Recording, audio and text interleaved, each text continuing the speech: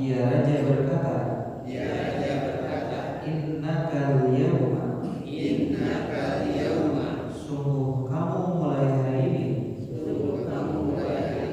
ladaina, di lingkungan kami, makinun, menjadi orang yang berkedudukan tinggi,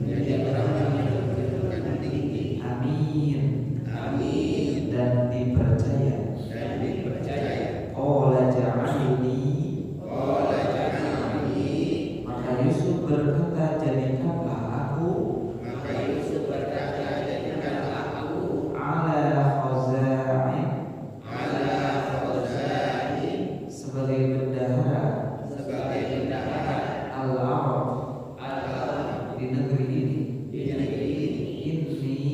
Inni, karena sungguh aku hafizun, adalah orang yang pandai menjaga,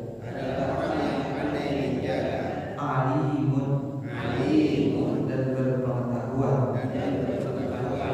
Wa kadzalika, dan demikianlah, maka kami memberi kedudukan li Yusuf, kepada Yusuf, fil ardi, di negeri Mesir, yatabawwa minha, untuk tinggal, haitsu yasha, di mana saja yang dia suka, nusibu, kami melimpahkan, bi rahmatina, rahmat kami, man nasya, kepada yang kami kehendaki, wala nudhi'u ajra, dan kami tidak menyia-nyiakan pahala,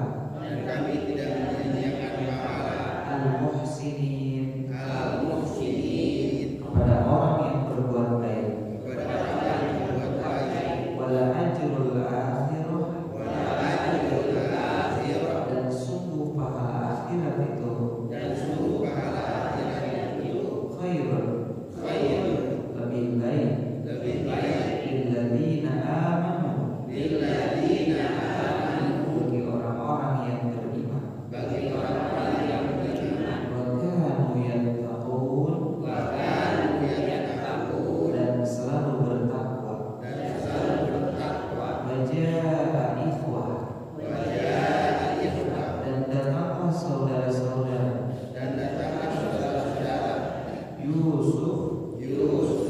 Yusuf ke Mesir, pada khalu, lalu mereka masuk, alaihi, ke tempatnya, fa'arafahu,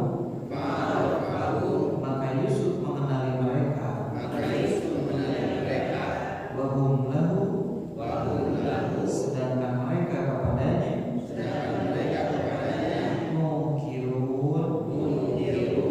tidak mengenalnya. Walamma,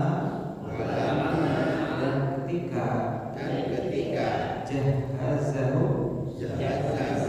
Yusuf menyiapkan, bijahazihim, bahan makanan untuk mereka,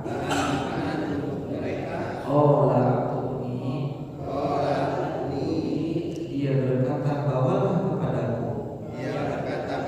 kepadaku, biakhin lahu, saudaramu, min abikum, yang seayah dengan kamu, ala tarawna, tidakkah kamu lihat, anni, bahwa aku, ufil kaila, menyempurnakan takaran, wa ana khair, dan aku terbaik, al-munzilin, yang menerima kami. Fa illam ta'tuni bih, jika kamu membawanya kepadaku, fala kaila, maka tidak akan ada jatah laku bagi kamu, dariku, wala taqrabun, dan jangan kamu mendekatiku.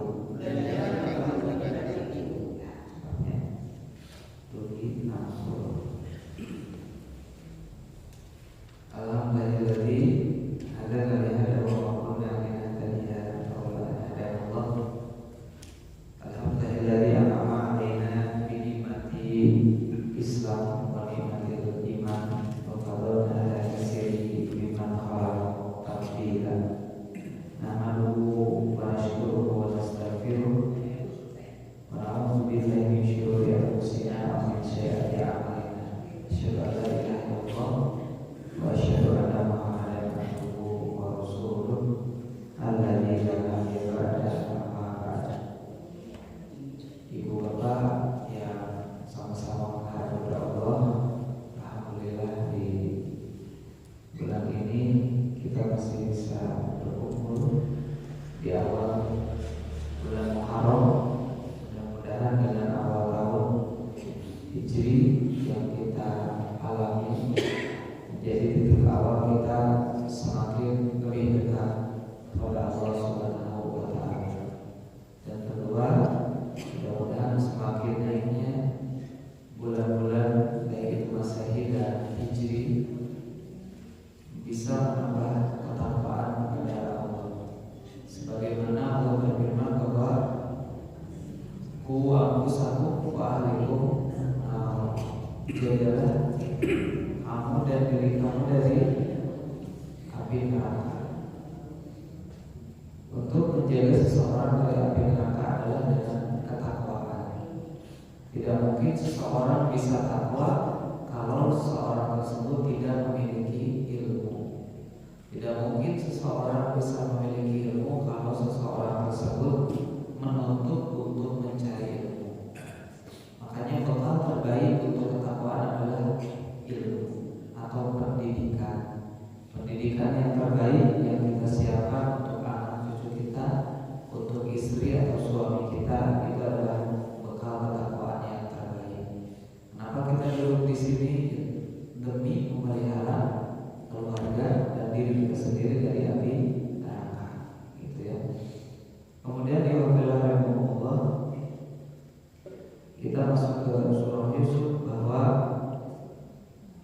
Allah Subhanahu wa Ta'ala hampir sudah menjawab bagaimana mimpi yang Nabi Yusuf pernah alami di waktu kecil tentang bagaimana dia menjadi seorang nabi, dan ternyata Allah berikan bonus sebagai buah dari kesabaran ketaatan yang Yusuf lakukan semasa kecil sampai dia dewasa.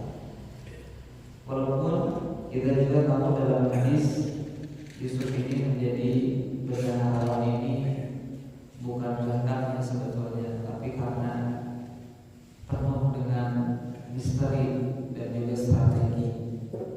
Allah juga menyebutkan dalam Al-Quran tidak bolehnya kita meminta kepemimpinan. Jadi para ulama ada yang berharap dan makruh kalau sebagai muslim ya sama saja. Apabila kita tidak memiliki kemampuan terhadap kepemimpinan tersebut, ya tidak boleh. Sebagaimana Nabi Muhammad menyebutkan, Inna Allahi la nuwalli ala hadzal amal ahadan sa'aluhu wa ahadan akhara alaihi. Sesungguhnya kami demi Allah tidak akan menyerahkan pekerjaan kepada seorang yang memintanya atau seorang yang sangat menginginkannya, yang disebut Bukhari. Kemudian di sisi lain Yusuf menyebutkan qala ja'alni ala khazainil ardi inni hafidun alim, bahwa jadikanlah aku bendahara negara Mesir, sesungguhnya aku adalah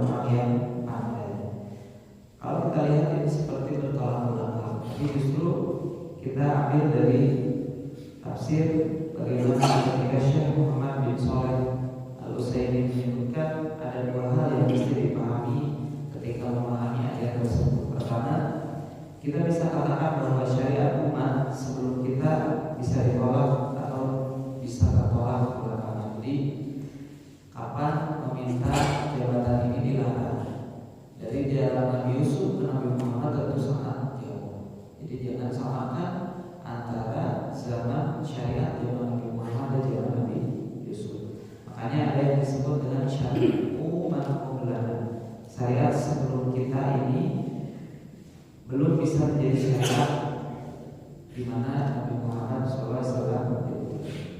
Kemudian yang kedua, bisa juga kita katakan bahwa Nabi Yusuf alaihissalam melihat bahwa seluruh amanah harta biasa itu diremehkan karena banyak yang diberi harta tapi tidak bisa menjalankan amanah tersebutnya, daripada mengatur ya mending kita saja ya. Walaupun ada hadis yang menjadi pendukung bahwa apa yang dilakukan Yusuf ini sebetulnya masih dibolehkan. An Utsman bin Abil Aus qala qultu ya Rasulullah ij'alni imama qaumi. Dari Utsman bin bahwa ia berkata Rasulullah SAW bersabda, jadikanlah aku imam bagi kaum.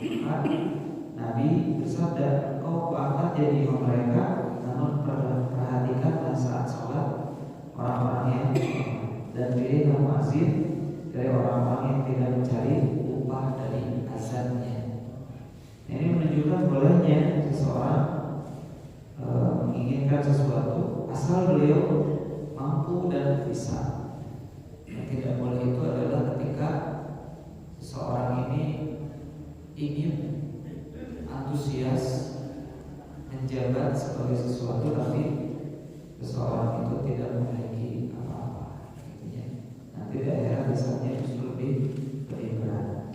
Makanya kenapa Yusuf ini diberikan sifat-sifat yang oleh Allah sebagai gambaran penghuni surga. Salah satunya tadi beliau itu hafizun, seorang penjaga. Kita tahu dari kecil, dari remaja, beliau bukan hanya menjaga harta saja, bukan hanya amanah, tapi beliau ini bisa menjaga dari segala jenis kemaksiatan. Dan ini menjadi sifat, salah satu sifat ahli surga yang Allah sebutkan dalam surah Al-Qaf, surah Qaf ayat 31 sampai 35. Yang pertama adalah awwabun. Awwab itu artinya orang yang kembali kepada Allah dari kemaksiatan. Kita tahu Yusuf ketika ada dalam kondisi di mana beliau leluasa untuk melakukan perzinahan, tapi beliau oleh Allah dijaga dengan sifat awwabun. Ini sifat ahli surga yang pertama. Awwabun itu kembali kepada Allah dari kemaksiatan. Awwabun artinya dari hati yang lalai dan hati yang selalu mengingatnya. Ubay bin Umair rahimahullah mengatakan bahwa awwab adalah ia mengingat dosa yang ia lakukan dulu, kemudian memohon ampun kepada Allah pada hari ini. Itu sifat ahli surga yang pertama. Jadi kalau kita dahulu melakukan dosa-dosa, dahulu di sini maksudnya hari kemarin, 1 jam yang lalu, bahkan bertahun-tahun yang lalu kita ingat pernah berbuat dosa, maka mohon ampun kepada Allah sudah termasuk Allah dan tentunya tidak melakukan lagi. Kemudian yang kedua adalah hafizun. Sifat ahli surga yang kedua yang dimiliki oleh Yusuf yang bisa kita ambil hikmahnya adalah hafizun.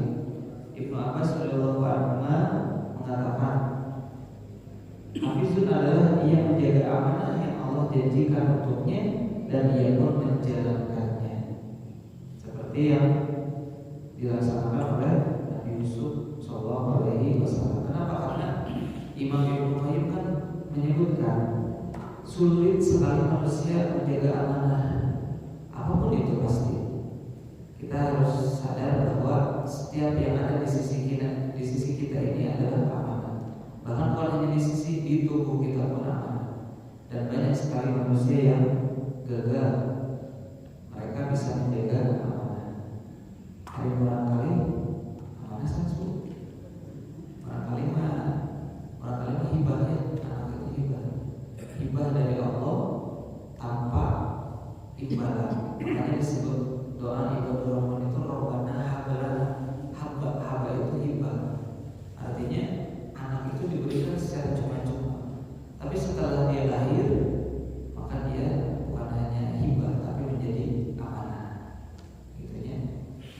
Makanya Ibnu Qayyim menyebutkan perlu diketahui bahwa dalam tubuh manusia ini ada dua nafsu.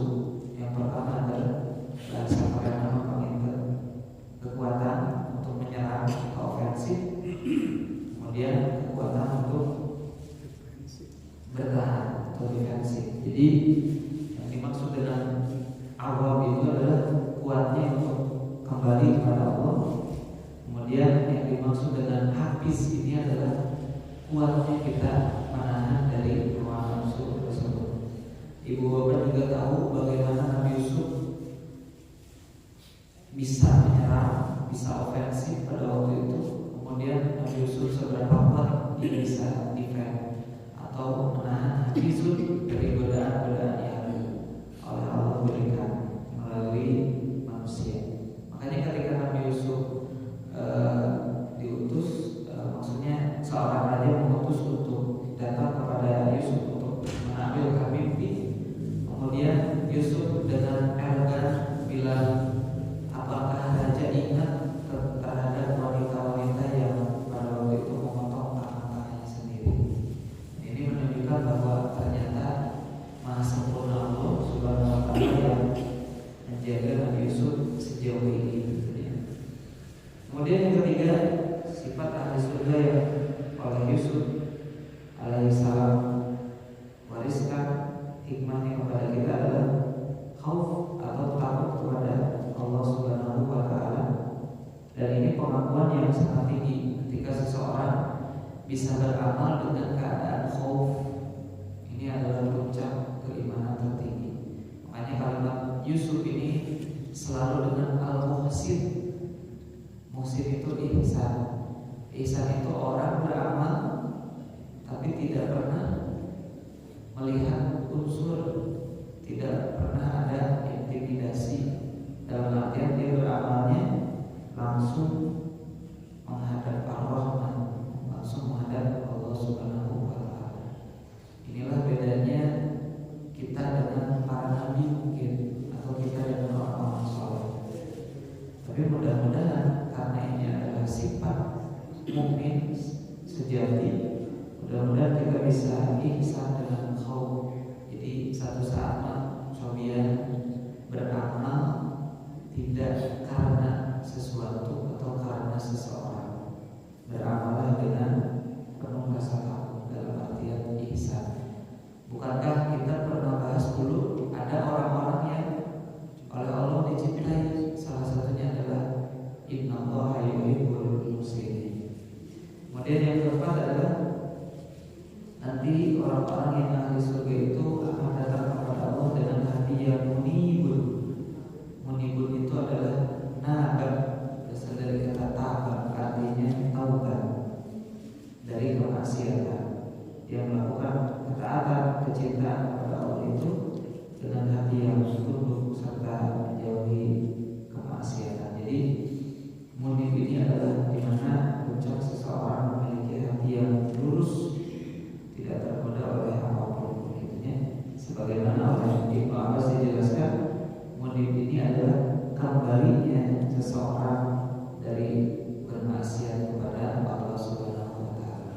Jadi bukan tidak pernah bermaksiat, emangnya munib ini adalah bukan orang yang tidak pernah bermaksiat atau tidak pernah berbuat salah. Pak Nabi Yusuf juga sama, dia adalah seorang manusia, tentu digoda oleh setan. Tapi sejauh mana dia bisa kembali dan sedekat apa dia merasa bahwa dirinya adalah milik Allah Subhanahu wa Ta'ala. Manusia yang paling baik adalah manusia yang selalu beristighfar ketika dia melakukan kesalahan. Bukan berarti dia tidak pernah melakukan kesalahan. Jadi justru kalau ibu bapak kita tadi melakukan kesalahan, justru bukan manusia tapi malaikat. Harus melakukan kesalahan agar tahu bahwa sesuatu itu salah dan bisa diperbaiki. Makanya kalimat yang paling saya ingat dari almarhum Ustaz Muhammad itu adalah pulanglah sebelum kau dijemput pulang. Jadi lamun kurang teuih nyarita namanya kau belum perlu dijemput. Mending kalau ketika dijemput Allah itu dalam keadaan siap. Iya dong, kita ajar siapan jadi wira, jadi ribu. Makanya yuk pulanglah gitu ya. Maksudnya adalah yuk bertaubatlah. Seberapa banyak kesalahan yang kita lakukan ya, imbangi dengan taubat, imbangi dengan ibadah. Dalam menaikkan orang berdosa, ya kita taubat, timpah dengan ibadah. Ibadah dalam artian ikhlas karena Allah, kemudian infak dengan infak yang terbaik, dalam artian dengan muamalah yang terbaik gitu ya. Karena kalau manusia sudah hilang rasa ingin kembalinya, pasti hatinya sudah penuh dengan terang ya, telah. Sekali lagi bahwa ada orang yang bisa hilang capeknya itu ketika beraktivitas fisik. Kalau ibu melakukan aktivitas seharian di rumah, ngepel, olahraga gitu, kemudian ngurus anak, apalagi ditambah dengan cucu, kemudian suami dan lain, itu urusan fisik bu. Tapi kalau ditambah dengan urusan batin, wah capek banget. Udah mah ngurus urusan fisik, suaminya yang diurus tidak tahu rasa bersyukur, anaknya bandel nakal kabina-bina di luar sholat isya.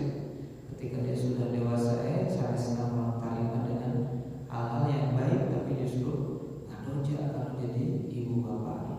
Jadi udah mau fisik tambah batin, wah lebih sulit.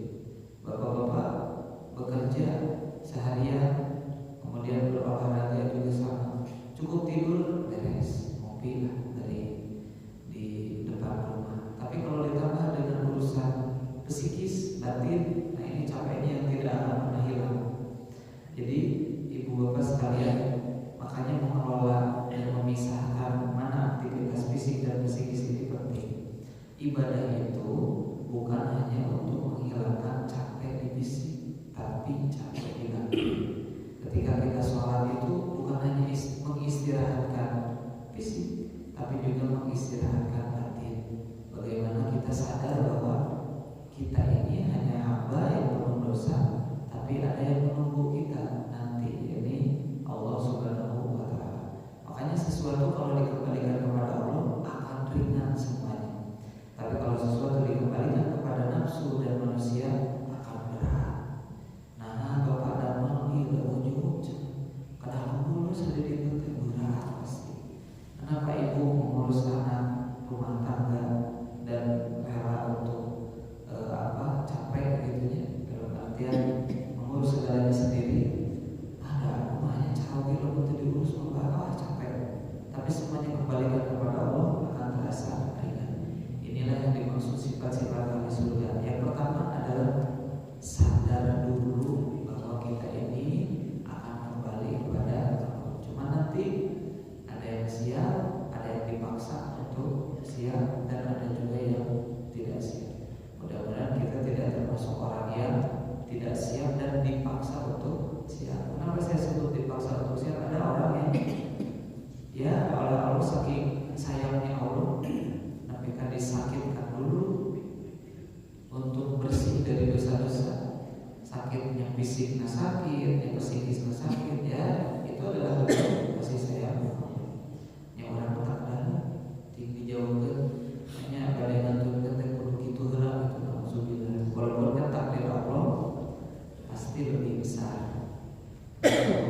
Kudu sakit psikis, yang kudu sakit fisik, walaupun kita ridho, ya Allah itu pada buktinya Allah supaya kita bersih dari dosa. Banyak pedang itu. Mudah-mudahan siap, sehat gitu. Karena sekali lagi Bapak beribadah ketika waktu sehat dan sakit itu beda rasanya. Ada rasa totalitas gitu ya. Sampai ibu bapak nalika terdamang ibadah doa yang kira gitu. Tapi ketika sehat maka mentahajud dengan ayat-ayat terbaik. Sholat subuh dengan semangat yang membara gitu ya. Kajian teh turun sekali ke bawah